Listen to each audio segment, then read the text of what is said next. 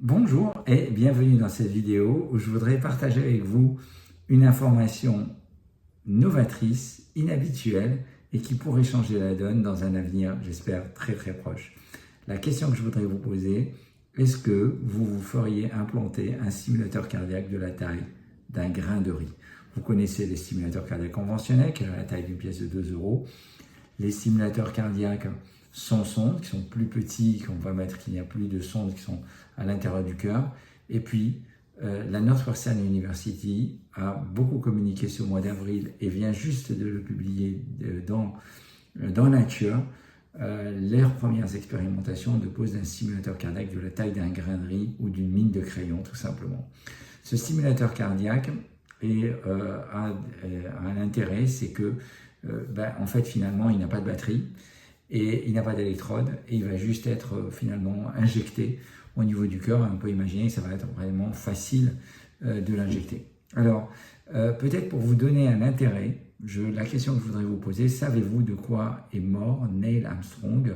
Et Neil Armstrong est mort en post-opératoire d'une chirurgie cardiaque où il avait des électrodes épicardiques. Habituellement, lorsqu'on les retire, cela se passe très bien. Et Neil Armstrong est mort d'une complication hémorragique au moment du retrait de cette sonde épicardique. Et donc, les chercheurs ont beaucoup travaillé sur proposer une alternative en post-opératoire pour des stimulateurs cardiaques de durée de vie très courte et finalement qu'on pourrait mettre facilement et sans avoir besoin de ces électrodes épicardiques, y compris par exemple chez l'enfant. Ces stimulateurs cardiaques vont être positionnés finalement injectables, peuvent être injectés notamment au moment d'une chirurgie cardiaque. Et comment ils fonctionnent? La première chose, comment ils enregistrent le CG? Ils enregistrent le CG grâce à une veste CG que le patient porte et qui va enregistrer tout simplement l'électrocardiogramme.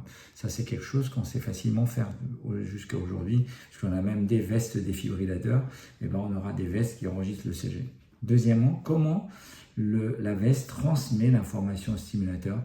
Eh bien, elle va transmettre tout simplement par une lumière infrarouge. Vous remarquerez que lorsque vous utilisez la lumière de votre téléphone portable et lorsque vous éclairez à travers votre peau, vous voyez la lumière de l'autre côté.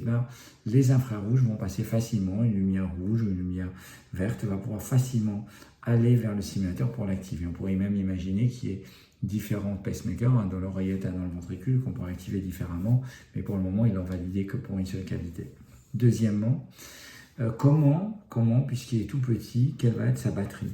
Et bien, comme il n'a pas de batterie, en fait, tout simplement, une fois qu'il va être activé, ce n'est pas une pile lithium-ion comme vous voyez sur vos stimulateurs ou sur, par exemple, vos batteries de téléphone portable, va tout simplement utiliser les fluides de nos tissus.